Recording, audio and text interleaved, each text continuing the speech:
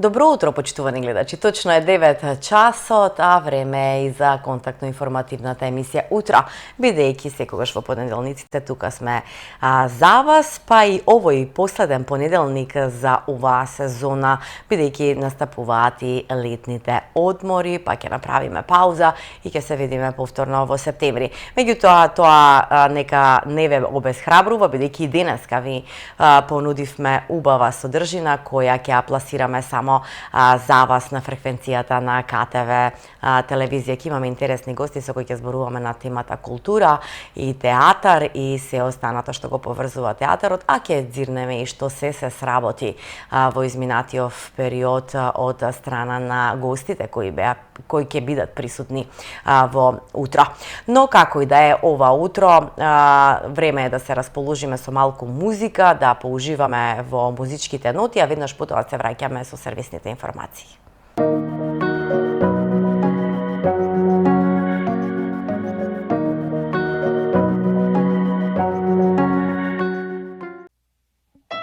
Знај, мојта љубов е само бол, што го чувствувам секој ден, за секогаш. Јас имам само еден живот, една љубов, безброј правила. Еден живот, една песна, недопеана.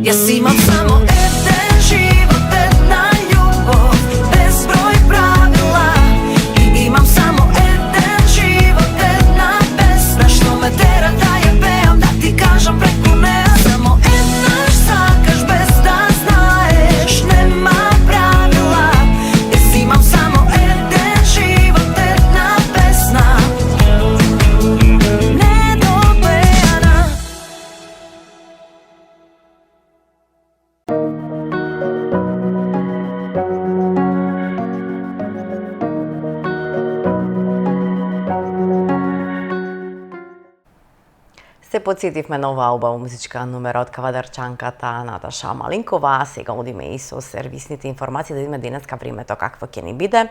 Значи сончево со мала до умерена облачност, ќе дува слаб до умерен, а наместа повремено засилен ветер од северен правец. А температурата ќе достигне од 29 до 37 степени, што значи дека треба да очекуваме и денеска прилично жешко време.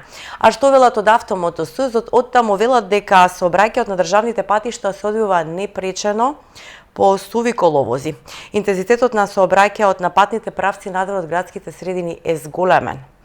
А што се однесува до граничните премини, на граничниот премин Табановце се бележи зголемена фреквенција со задржување и чекање на преминот некаде од 30 до 45 минути, а додека на граничниот премин Богородица за излез од државата околу 20 на минути, а на останатите нема подолги задржувања за влез и излез од државата. Оттаму велат дека и од 1 јули до 31 август на државните патишта на Македонија се воведува летен времен режим на сообраќај, со кој се забранува движење на товарни возила со маса над 15 тони за време на викендите и при екстремно високи температури. А кога станува збор за високите температури, да не се случи она што ни се случи лани, мора да бидеме внимателни во делот на пожарите. Па територијалната противпожарна единица Кавадарци излезе со апел до сите граѓани. Во продолжение да погледнеме.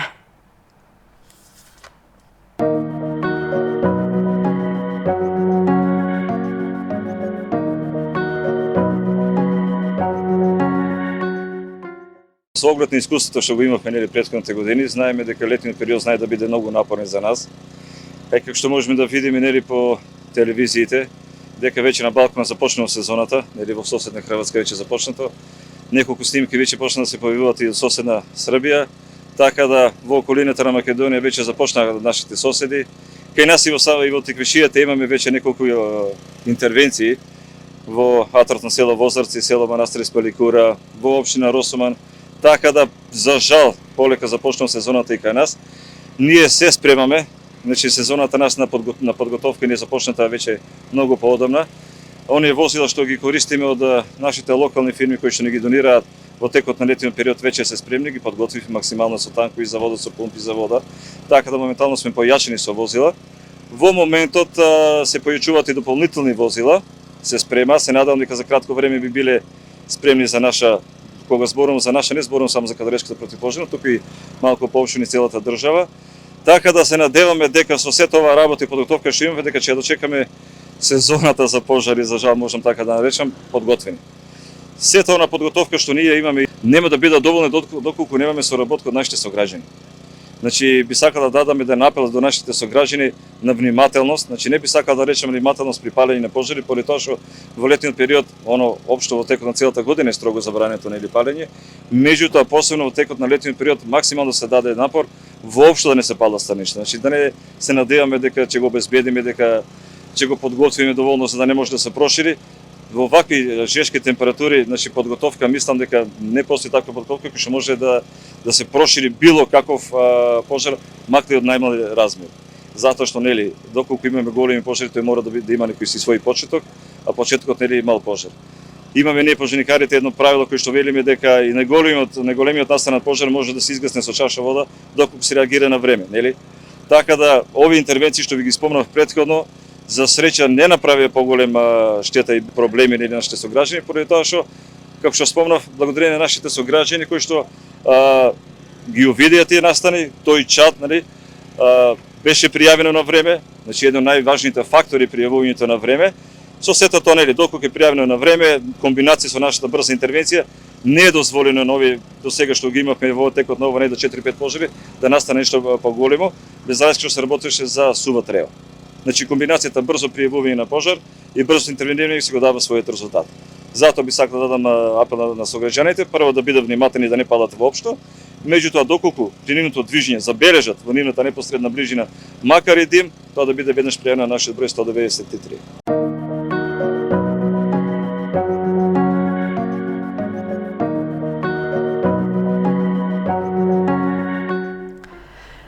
Ете, бидете внимателни кога станува збор за пожарите. Го слушнавте апелот од командирот на територијалната противпожарна единица Кавадарци. Сега се осврнуваме на една друга тема. Како што ви најавив на почетокот, имаме гости во студиото кои се дел од театарот на Домот на културата Иван Мазов Климе. Се работи за режисерот Микица Илова и секако актерот Сашко Орешков, кој денеска ова утро се токму со нас. Добро утро и добре ни дојдовте. Добро утро. Добро утро. Мило ми е што ете се одзвавте покрај сите обврски на поканата да бидете дел од ова утро, заради тоа што имаме и што да кажеме, а некако предизвикни беше и монодрамата Кротка, која ете беше во режија на вас како режисер. Па ајде малце од каде идејата за вакво нешто на овие простори, бидејќи Кавадарци не памети дека се случило некаква ваква монодрама токму во издание на самиот Дом на култура. Така. Може да кажам дека имало монодрами, имало и театарски представи, имало монодрами. Ја не се сеќавам дека имало, пошто сум помладата генерација, може би постарите, повозрасната. Во поново време немало. Да, сигурно знае дека имало, меѓутоа во поново време не се сеќавам да било во продукција на Домот на културата. Меѓутоа ова монодрамата е во соработка со Комисијата за еднакви можности при општина Кавадарци, кој што функционира. Девојката Марија Камчева, која што исто така е дел од таа комисија, на заедничка идеја дојде всушност сета таа монодрама, затоа што тие се борат, еве и да речеме се борат или сакаат да едуцираат, да нема дискриминација, еднаквост помеѓу машката, женската популација. Значи, повеќе се борат околу за женските права, одговорности, таа родова нееднаквост. И кога со Марија поразговаравме, јас се викам, има едно текст, многу добра новела. Тоа е новела, всушност монодрамата е произлезена од новела, која што новелата се вика Кротка. Таа е од Достоевски, еден од најпознатите руски писатели. И тоа се може би да речеме едно од неговите најпотресни раскази. Не дека и другите новели и раскази не се потресни, меѓутоа ова е така малку едно од по-потресните. И всушност и реков дека може би може да ни одговара да пренесеме многу добра порака не само кај жените, туку и кај мажите кои што се наоѓаат во таква ситуација токму каде што се најде нашиот главен лик во самата новела. Новелата е многу мала книга, околу 65 страни, меѓутоа неколку пати сите заеднички кои што бевме во самиот проект ја прочитавме и можевме цело време да влечеме пораки. Треба точно да знаеш каков текст да извлечеш за да можеш да го презентираш на публиката, да го свати така како што сакате да го свате публиката. И јас си кажав, Марија, јас ако не е проблем, ќе го работам овој текст, таа се согласи. Ја дадоа нивната поддршка и јас и Сашето почнавме 1 месец и пол, може би и краток период за монодрама. Јас прв пат работам монодрама, мене ми беше многу голем предизвик. Тоа е многу голем залог, дури добивме некоја, еве да речеме, не знам, по разговори од луѓето кои што доаѓаат да ги пратат нашите представи, што јас и во Кавадарци позната сум и по детските представи повеќе што ги работам. Имавме Шекспир низ приказни работевме, значи Вилијам Шекспир сум го работела со неколку, да речеме, Хамлет, Ромео и Јулија и Макбет. Тоа се тешки трагедии на Шекспир, еден од најтешките и големи трагедии. Потоа дојде Пепелашка да ја изработиме, значи веднаш се префрлаш на нешто друго, треба да го трансформираш тоа во главата што го имаш за да биде сведено на детска и сега наеднаш Достоевски.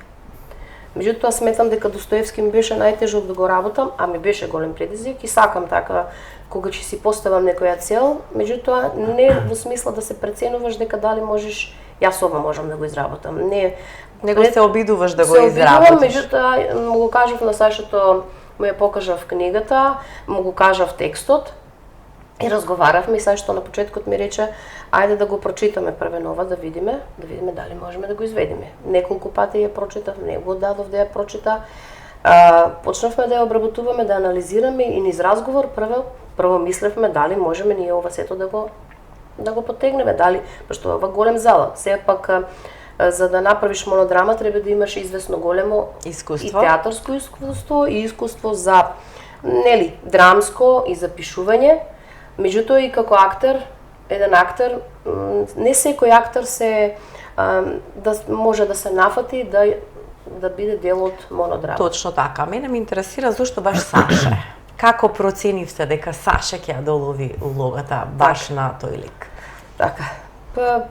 Ние со Саше одамна се познаваме, тој глумел во сите мои представи досега, и детски, посебно детски. И во сите представи досега што ги имам изработено, значи јас како се вработив 2018 година, со Саше се запознавме можеби 2017. Да.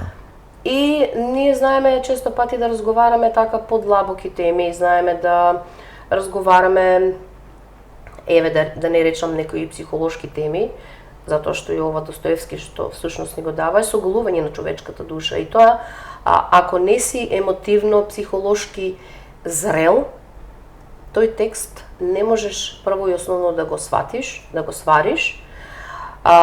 Ја како публика прво, а потоа како режисер, а да не зборувам како актер.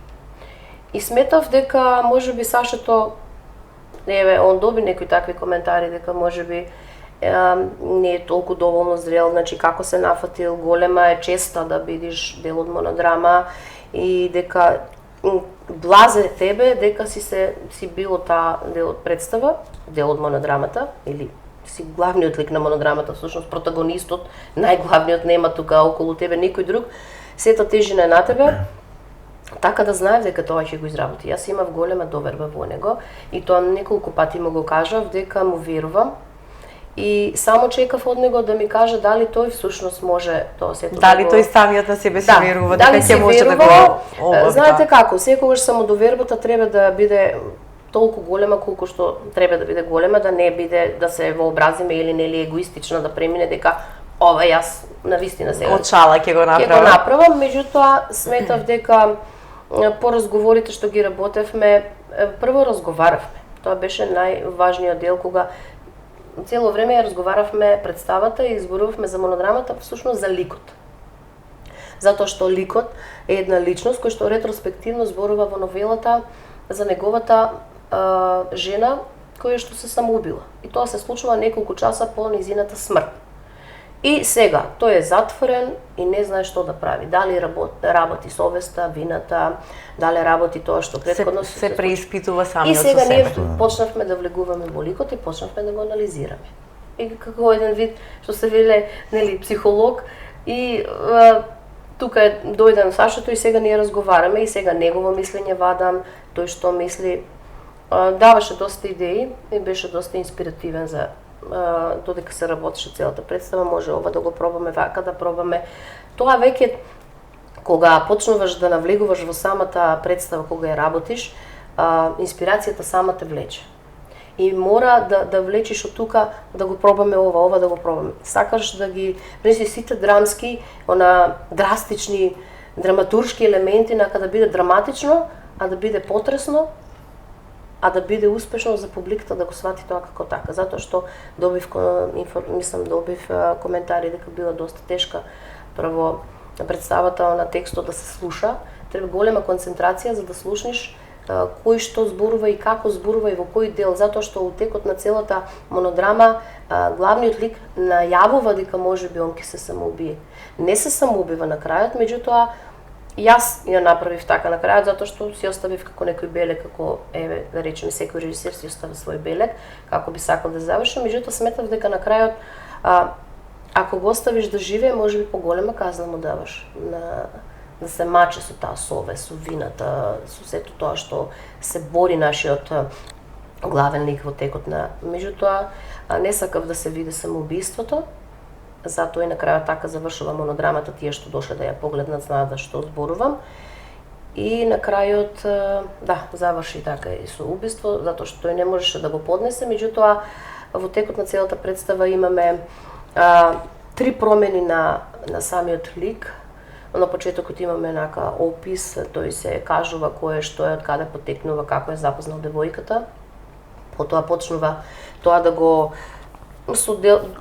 дозира со алкохол алкохолот кога нели работи, кога имаме чувство на вина, почнува да се исповеда, почнува да кажува работи што треба и не треба и на крајот толку доаѓа до некое расстройство, таа биполарност на личноста која што е собрана во тој лик, на крајот толку драматично тоа се прикажува и сакав таа драматичност да ја види публиката, затоа што нашата публика можеби не е навикната на таков тип да гледа или нешто слично, меѓутоа Не само тоа, и тоа е впрочем и чувството на секој еден кој би се нашол во таква ситуација, значи тоа и треба да се долови. Реалистично, натуралистички, значи влечеме од секојдневниот живот, како што би било, овде има еден во театарскиот свет, Станиславски, еден од најпознатите руски педагози, режисери, и обично по тој систем на Станиславски работат и голем дел од режисерите.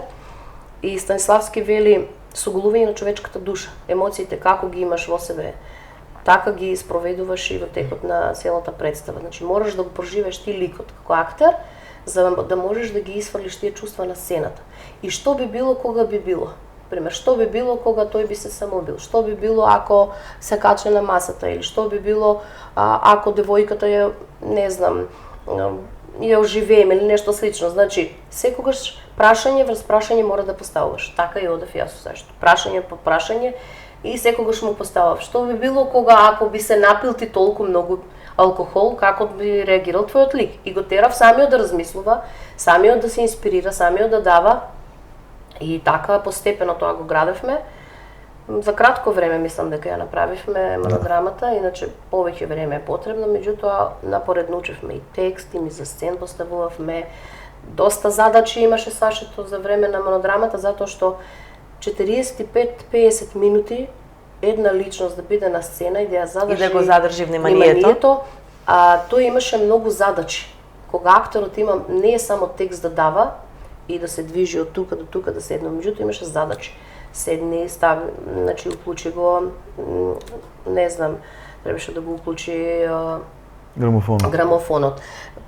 Требаше да внимава колку пие алкохол, за да може тоа да се превладува. Тука застани, седни, качи се горе, на кој дел треба раците да ги... Значи, многу ситници има и тие ситници сето тоа доловуваат да актерот има поголема тежина и поголема задача кога има, потешко е. Дали да се фокусира на текстот, дали да се фокусира на играта, дали да се фокусира па да отиде, имавме ние труп на сцената, кога што нели зборуваше. Дали да внимава на тиковите на лице, на бојата на гласот и на се останато. Па да ти кажам, добив таков впечаток, мислам и впечаток и коментари, како успеа толку вика да го извлечеш тоа од без разлика еве ако.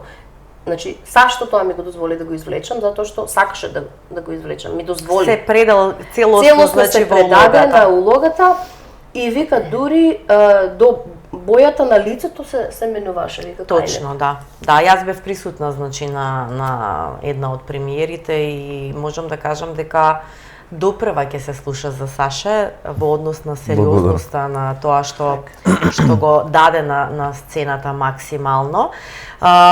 Искрено бев многу изненадена, познавајќи го нели и во други представи неговите ликови. Меѓутоа ова беше нешто ново за сите кои беа присутни таму. Тој не беше нов актер, меѓутоа беше во една многу поразлична димензија од тоа што го познаваме. Саше, секоја ти чест, значи знам дека ова ти е прва монодрама. Кажи ми каков беше за тебе предизвикот, ајде раскажи ми што ти се вртеше во главата кога ја доби оваа понуда, дали можеш, не можеш и како успеа сето ова да го одоловиш од твој агол, од твоја гледна точка?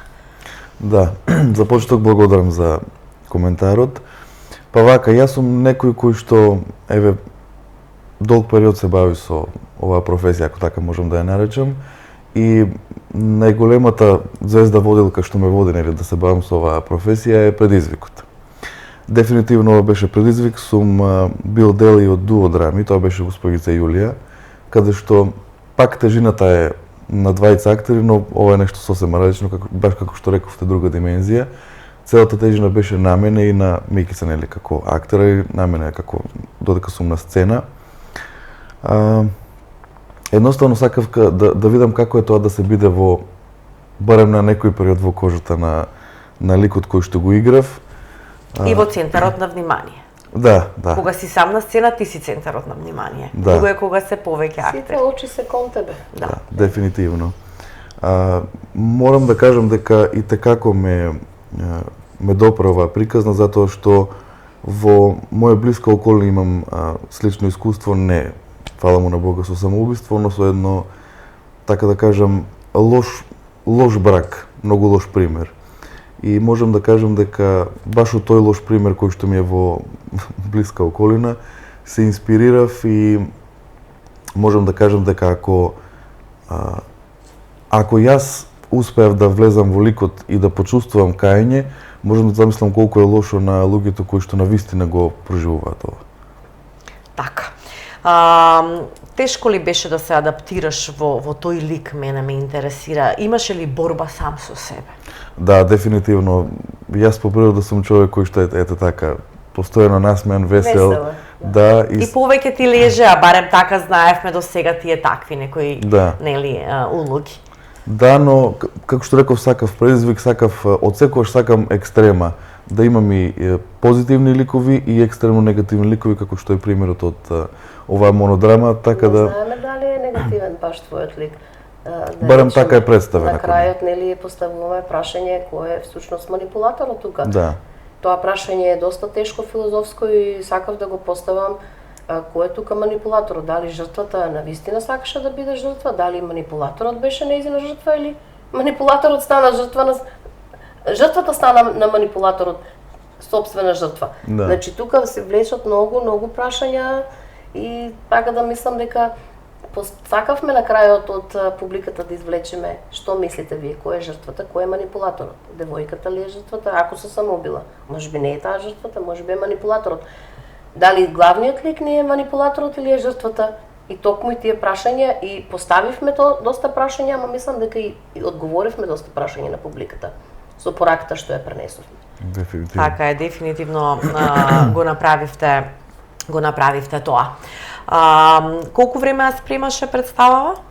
Па ако не се лажам, некаде дали беше месец? Околу месец. Скоро месец дена беше Значи, подготовка. можам да кажам дека на вистина за месец дена Кратко. такво нешто да се спреми е стварно нешто што сте дале максимум на сцената. Кажи ми што е следно, што да очекуваме од тебе како актер, дали веќе ќе прифаќаш вакви предизвици малце поголеми за тебе или ќе бираш да речеме која улога сакаш да играш или пак ќе си останеш онака како што те знаеме, Саше? Па дефинитивно јас сметам дека доколку еден актер си ја сака својата професија, нема лоша улога. Едноставно, да бидеме искрени, еве, делот во кој што јас најмногу уживам, тоа се детските представи, тоа е дефинитивно мојот свет. Да.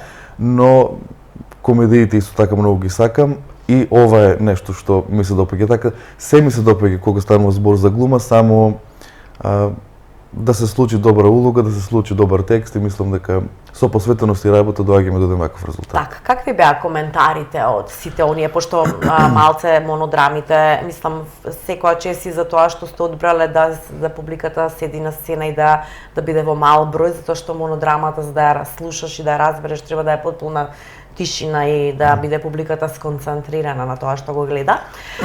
Какви беа коментарите од страна на публиката? Па вака, за почеток морам да кажам дека публиката е најрелевантниот доказ дали тоа што го правите е добро или не е. Голем репер. Да, во денешно време каде што може да се купи и лајк и преглед, не имавме на терен доказ. Сите тие луѓе, нашата драга публика кои што беа на монодрама, беа за почеток расплакани, што е, нели, Емотивно. емоцијата допрела до нив. Сите допре тоа. Кажаа дека е нешто што досега не огледале, но јас морам, ако ми дозволите, да спомнам еден, како да кажам, па не анегдота, една случка. Се случи некаден после третата изведба на монодрамата. Јас се надевам дека вајда Господја нема да ни се налути. Дојде и ми рече дали ти ја играш монодрамата. Реков да јас. И ми рече за почеток секоја чест за улогата, а и ти благодарам што ми одговори на многу од прашањата, затоа што пред неколку месеци во блиска околина и се случило самоубиство. И таа дошол да се соочи на сцената со сето тоа. Со стравот. Да. Мислам дека после тој коментар веќе се е јасно до каде допрел тоа што Значи го дека си допрел до публиката. Микица, кажи ми како помина известниот период во делот на твоето работење како режисер во Домот на културата, што е следно, што да очекуваат гледачите? Така. Само не се надоврзав на ова со монодрамата, не спомнавме дека во самата монодрама имавме малце поинаква видување, девојката која што е самоубиената, ние малце внесовме креативност и нели го имаше гласот на девојката, кротка. Тоа беше Марија Вачкова, една девојка која што глуми во нашите представи, детските театарски представи. И јас нејзиниот лик, гласот многу ме привлече, ми беше примамлив и оваа представа може да се игра како дуодрама.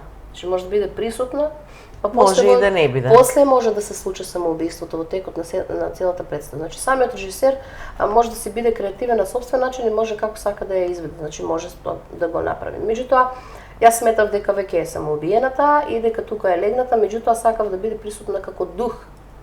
Да, тоа и беше и доловено, како да му зборува, да како да так. И на неколку наврати он кажуваше дека сега ќе зборам со твојата сенка, со твојот дух, ќе седам тука. И мислам дека тоа беше полн погодок затоа што не очекуваа публиката да ги добие, имаше многу символи кои што беа во самата монодрама, чекорите, очекувањето на часовникот, сакавме да го прикажеме како очекувањето на срцето, како чука, па постепено и на крајот се гаси тоа очекување на срцето како што е во самата представа. Па чекорењето, значи таа влегува во собата, Да, беше со максимално добро осмислени и визуелни ефекти. Имавме светлосни за кои што Пепи колегата Пепи се погрижи за сето тоа, така ги разбира некогаш, доста ги разбира моите идеи што сакам да доловам и во наши услови успеавме да ја поставиме. Иначе ова е втора камерна представа која што ја поставуваме, ова се смета во камерни представи затоа што нашата публика е на самата сцена, тоа го имавме и со шекспирни приказни, таму имавме исто така визуелни ефекти. Сакам да играм со светлото и со да имаш магла, да имаш такви некои елементи кои што самата публика емоциите секако доаѓаат повеќе на виделина и повеќе поемотивно, подраматично и колку е подраматично, поморбидно. Да, ма и по-реалистично. И да доловува до самиот ефект. Така да тоа ми беше околу монодрамата, сакав да ја спомнам девојката и дека многу брзо сето тоа го склопивме и едно со друго монологот на девојката кој што се излезе прекрасен беше и тоа се поклопи затоа што таму се обраќаше директно, значи не можела да му се обрати во секојдневниот живот, да му каже живеела во тишина. И тоа е нашата порака, не живеете во тишина. Крикот, тој крик беше мојата тишина. Значи тишината што знае да молчи, не треба да разговараме, да комуницираме, ако нешто не мачи, да кажеме, макар би било и со караници или само да не биде физичко малтретирање и психичко, тоа е уште, ова беше психичко малтретирање кое што девојката страдала, меѓутоа била 16 годишна, па низ текот на годините пораснала, па почнал отпор да се пројавува и тоа е толку поврзано психолошки едно со друго, така да публиката тоа го види на самата монодрама и тоа е всушност целата порака дека да не се молчи, туку да зборуваме гласно, да го кажеме нашиот глас тоа што не измачува за да не дојдеме до ваква ситуација како што е. Так. А околу плановите како што ми кажа, па можам да кажам дека доста представи изработив ова, се уште не завршена еве година, еве летниот период малце можеби така ќе стагнираме затоа што нема публика, сите се подмори. Ја изработив шекспирни приказни, Пепелашка беше на репертоар, еве сега монодрамата. Следува уште, тоа се две едночинки кои што ги добив од Министерството за култура како проект на Чехов. Тоа се едночинки комедии, Просидба и мечка или Просидба на српски или Предлог за брак ќе биде ова насловот. Тоа се две едночинки по 45 до 50 минути, обично одат така во пар одат. И тие треба да се изработат, значи до ноември месец би требало да имаме уште една премиера. Моите колеги ќе бидат дел од представата, за машките зборувам, затоа што во едната има два два машки лика, еден женски, и во другата едночинка исто така има два машки, еден женски лик. Се уште не сме договорени, треба да седнеме да направиме еден план натаму како тоа би се одвивало. Текстовите се најдени, готови се, меѓутоа треба да седнеме и да разговараме кој од колегите би одговорил на профилот на ликовите кои што се игра, затоа што има и повозрасни, има и помлади ликови во самите едночинки. Се надевам дека на нашата публика ќе им биде интересно. И баш интересно доаѓа сите овие писатели, автори кои што сите се тешки за работа во театарскиот свет. И Чехов е познат, еден од најпознатите натуралисти кој што исто како Достоевски е соголува човечката душа, прикажува, значи имате анализа на ликовите додека гледате представата. Значи немате толку комичните елементи си превладуваат, меѓутоа имате анализа на ликовите. Значи седите и ликовите си ги анализирате и ги гледате. Такви се авторите како што пишуваат, само што треба режисерот треба да знае да го извлече максимумот од тие ликови и да знае да го прикаже, да го представи на сцената за да може публиката се извинувам, дали му се допаѓа или не му се допаѓа. Значи тие се репер да кажа дали ваков стил нели на комедија или на трагедија не е важно дали му се допаѓа. Така да јас публиката многу ја почитувам, многу ја благодарам затоа што се наш најголем критичар, за да ни кажат што всушност му е интересно. Ако не поставите повеќе репертоар, повеќе видови да се гледаат или жанрови, нема да знаеме. Комедијата секогаш најмногу пали. Се гледа, да. Се гледа, најинтересна е, сите сакаат комедија, никој не сака да гледа нешто потешко. Знам дека е тоа така, секаде во светот комедијата можеби е најзастапена за изведба и за гледање. Меѓутоа убаво би било еднаш годишно, например, да се дават вакви видови на не знам, на монодрама. Да, јас сум сигурна дека можеби ќе се сјуначите па да направите автентична, авторска некоја представа каде што ќе станете уште повеќе попрепознатливи не само во тиквешкиот регион, него и пошироко, али со авторска, затоа што сведоци сме нели дека многу често и гостуваат театри, и самите театри еве во Вардарскиот регион продуцираат нешто што веќе е видено само во друга режија, други актери. А представата е таа, да речем, ајде да не наименувам кои представи. Меѓутоа кога нешто ќе се адаптира ново на сцената и ќе доживее кулминација кај публиката, тогаш мислам дека се достигнува и самиот врв. Еве еден предизвик да ви дадам да работите на сите ова, затоа што нешто што ќе остави печат е нешто што ќе го искреирате барем за мене самостојно. Така. Да. Па така секогаш се обидуваме, ја например се обидуваме еве да си оставам собствен печат белека дека нешто пошто ќе се памети еве да речеме сум се сјуначила прва во Кавадарци да речеме да направам монодрама со Александар Малинков разговаравме и тој баш ми рече треба известна зрелост и подготвеност за да направиш монодрама. Јас не би се одбидувал, доста тешко е да се работи. Монодрама пред се навистина треба да се чувствуваш подготвен и спремен. И сега јас мислам дека не размислувам баш за тој дел дали јас сум подготвена како режисер или мислам дека тука нема години дали си 23, 43, 50, можеби треба за актерот да има известно драматуршко искуство како актер. Меѓутоа пак ќе кажам, колку актерот се чувствува подготвен и зрел. Ако Сашето не ако ми речеше ја не можам ова да го изведам или ова тешко ми е или тоа уште на самите проби ќе се гледаше видеше, да.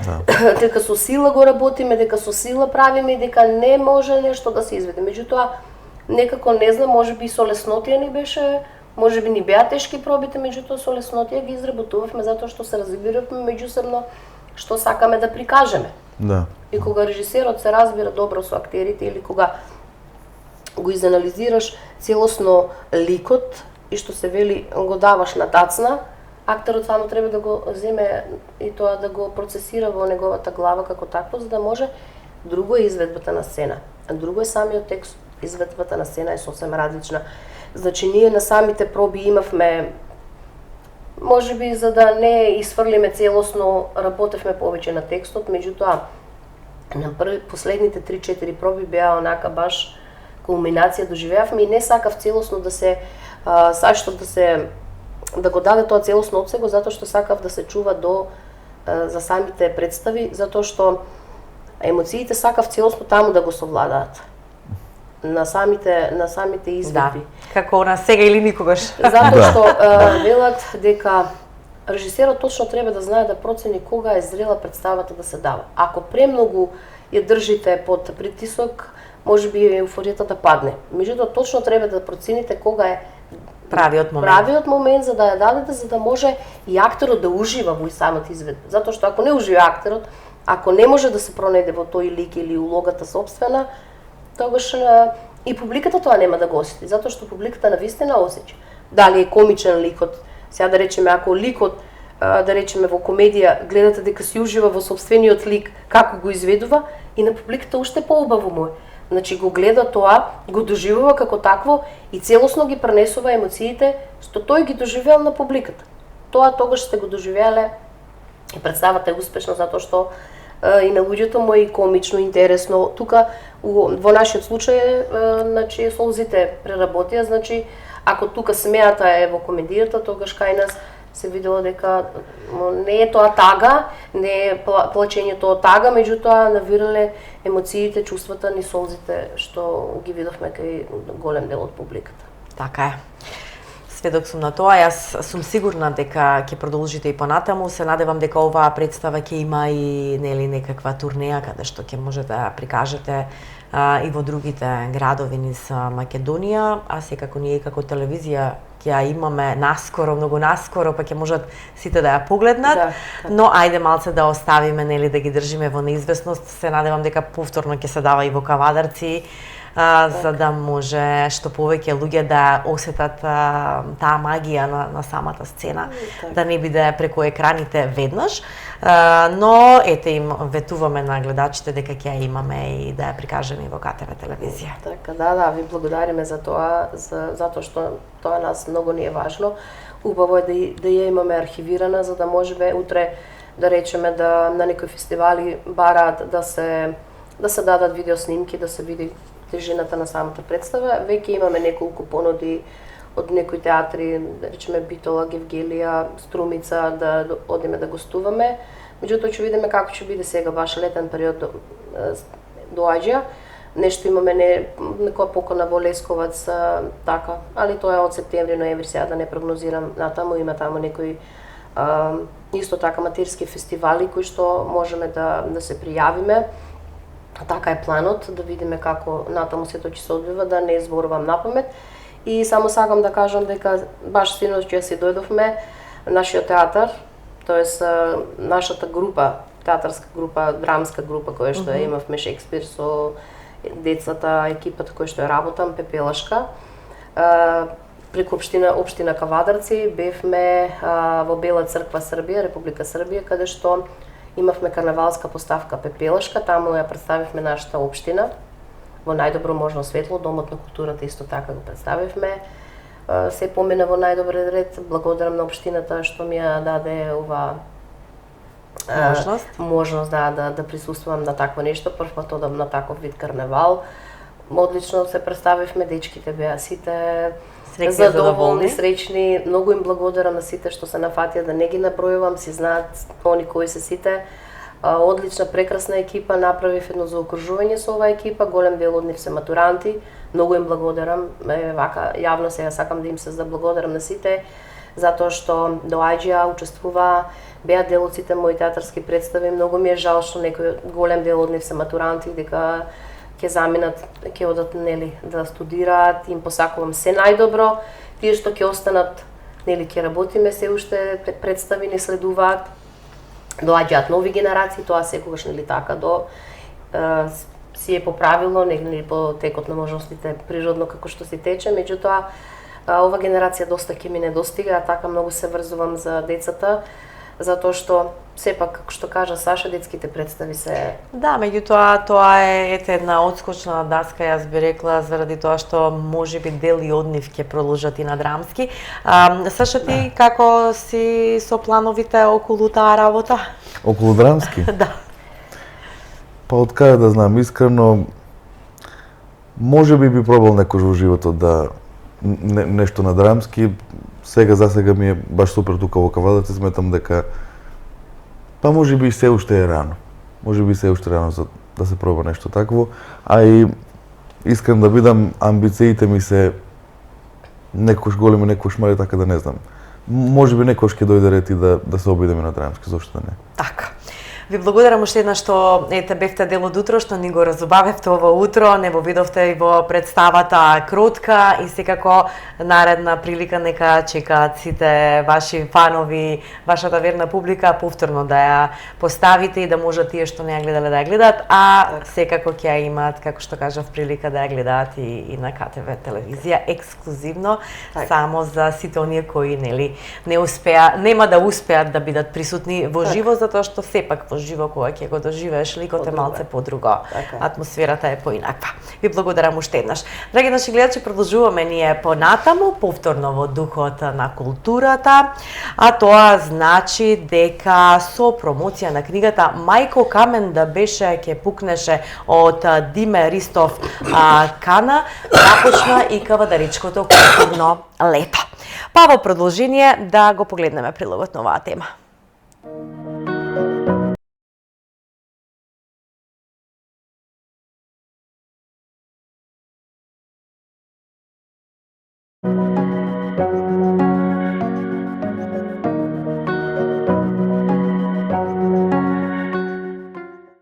Сакал да кажам дека официјално го започнуваме и Кавадаречко културно лето во организација на општина Кавадарци, градоначалник и совет на општина Кавадарци, во соработка со сите културни институции од општина Кавадарци. Она што можеме да го видиме е добра забава за сите генерации секој ден до крајот на месец август. Насловот на книгата е тој што секој може да го протолкува на свој начин, а тој наслов е цела книга. Во неа ќе видите моje размислување за кое не можам да дадам сигурен одговор. Даде одлуката на мојот татко се да жртвува за мајка Македонија и по цена на уништување на своето семејство е избрана, а неговиот живот да го продолжи како политички бегалец во пекол и самотија далеко во Бразил. Што ќе се случило со семејството ако останало цело, без никакви други грижи и било исполнето со среќа и радост? Как последица на жртвата на мојот татко за независна, самостојна Македонија се јавува една мајка, сопруга, жена, која станува камен кој не може да се скрши, а која издржува се на својот грб и не подклекнува. Таа жена, мојата мајка, е каменот кој не се распарчил, но тука повторно е прашањето што ме мачи скоро 80 години. Сите тортури, мачења, малтретирање и секојдневни испрашувања во Кавадаречкиот затвор и неготинската полиција ја направиле цврста како камен. Таа да не изусти ниту еден збор и да не каже ниту една тајна за мојот татко. Но тоа камено срце нас децата не успеало да не задржи до себе. Туку таа одлучила да не даде на посвојување на други. Тука е моето прашање, зошто донесе таква одлука мајко? А со таа одлука ти ја распарчи нашата фамилија. Зарем твоето срце толку лесно го дозволи тоа да се одделиш од децата, дали душата не те заболе? Никогаш не ти рече срцето, че пукнам, ама вака повеќе не можам. Дали може би донесе исправна одлука ние да куртулиме, а ти да продолжиш да патиш, да самуваш? Не знам. Тоа го знае само судбината и незиното камено срце, кое издржа се и не се откажа од животот. Ти, мајко, за мене беше и ќе останеш херој, но и мојот животен неспокој. Ова мое пишување е дел од судбината на многу семејства во минатото, а и денес. Во ова наша Македонија се уште има многу мајки со камено срце што издржуваат се во борбата за своето распарчено семејство. Родители, мајки, размислете што правите, оти секогаш децата страдаат најмногу.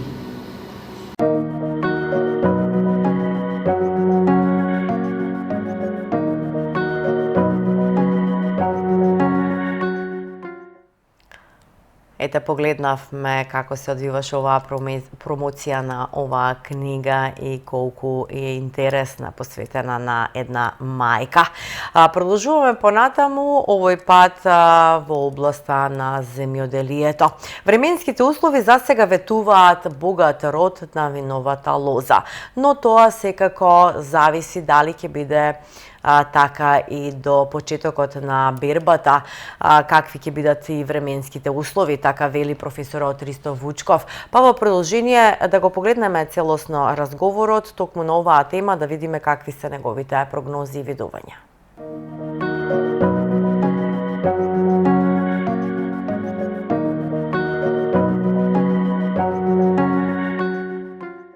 Бидејќи гроздот е веќе оплоден, како што реков, евидентно е брзо растење на зрното, веќе оформување на гроздот и се гледат еден елан на добро исполнет грозд, бидејќи во таа фаза на оплодувањето времето какво таква беше поволно.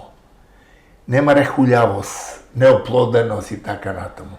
Или го имамо многу мали количини. Така да сега преостанува, пак ќе кажам, добар дожд,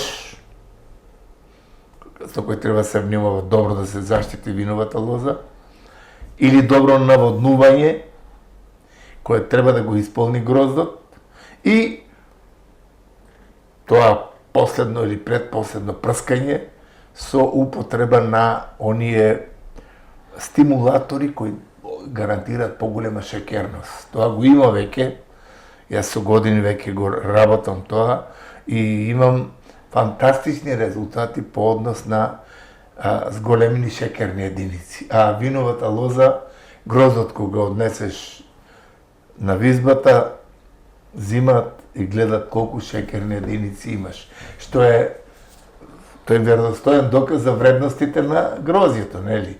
Оти шекерните единици кои ги прави гроздот, се понатаму тие кои обезбедуваат квалитетно вино, квалитетен алкохол и така натаму.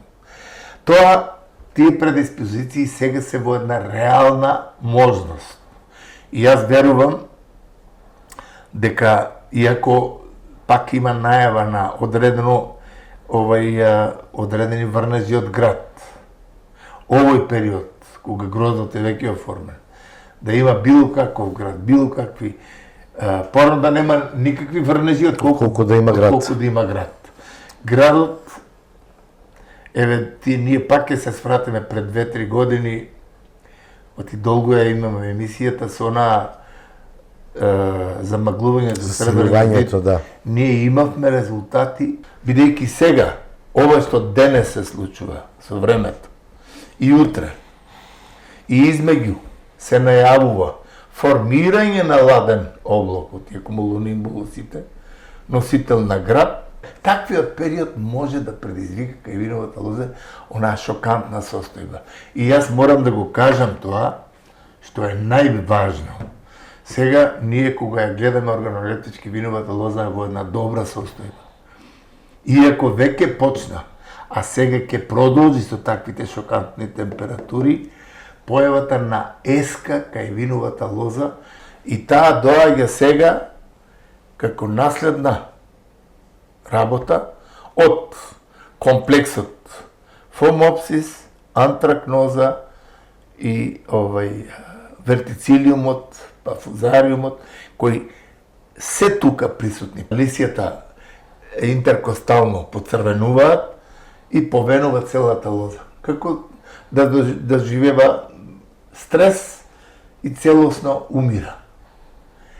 Тоа веќе го има кај одредени лозари, тоа нека си проверат добро, ќе видат дека ако немат, за кратко време ќе имат, бидејќи имаме специфични пеколни услови кои стварат кај виновата лоза такво нешто за активација на тие трахеомикози и за кратко време почнува внатрешно покафенување на стеблото и тука еската се појавува со добивање на една виолетова боја, интеркостално сушење и колабирање на целата лоза.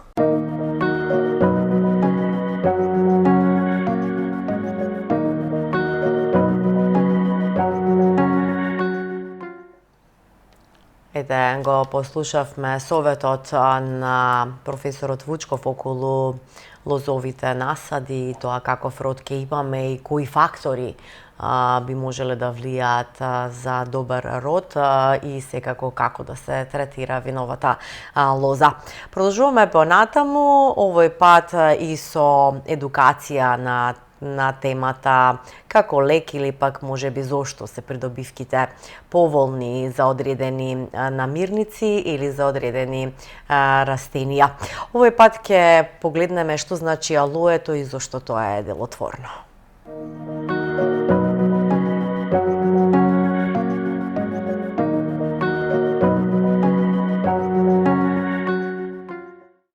Ке зборуваме за алое, сукулент кој што е широко распространет насекаде. Поради многуте својства во сокот, растението се одгледува најчесто за пијалоци, но и за лекови, за рани, креми за сончење и за козметика. Ова растение содржи повеќе од 200 потврдени состојки, кои што се полезни за човековото здравје.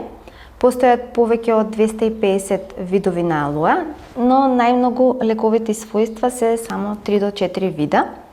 Најлековита е алоe barbadensis Милер, кој што првично ја открил ботаничарот Милер.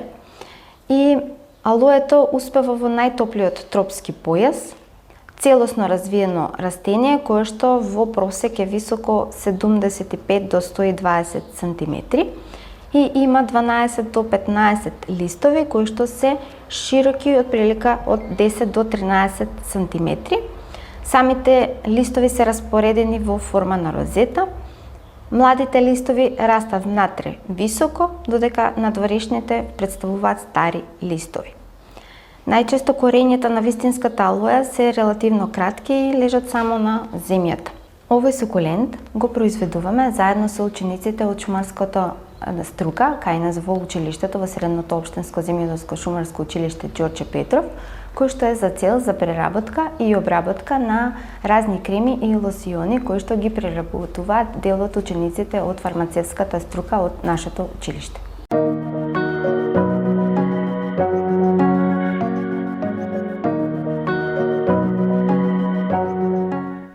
Ете, послушавме зошто е убаво алоето и каде се наоѓа примена, па на задоволство на сите што ете го имаме и во нашата држава, па ни е достапно за да може секој еден да си го има, па може би во домот, за да си го одгледува како украс, меѓутоа и како дел од нешто што е здраво и што може да се користи во секојдневието.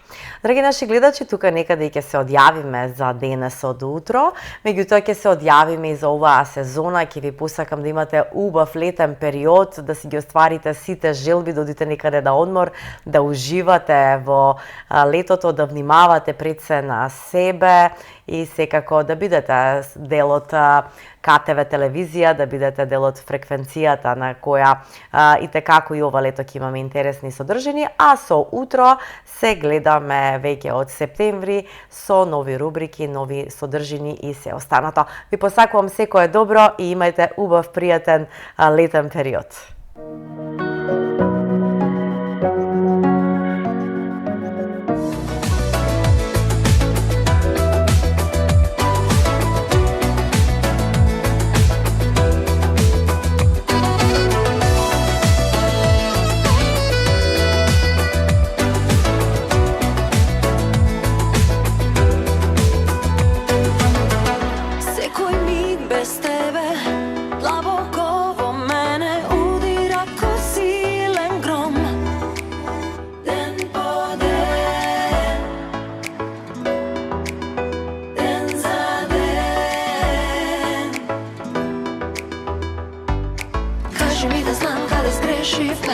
Кажи ми да знам дали можевме, кажи ми да знам, сакам да знам како може се да помине.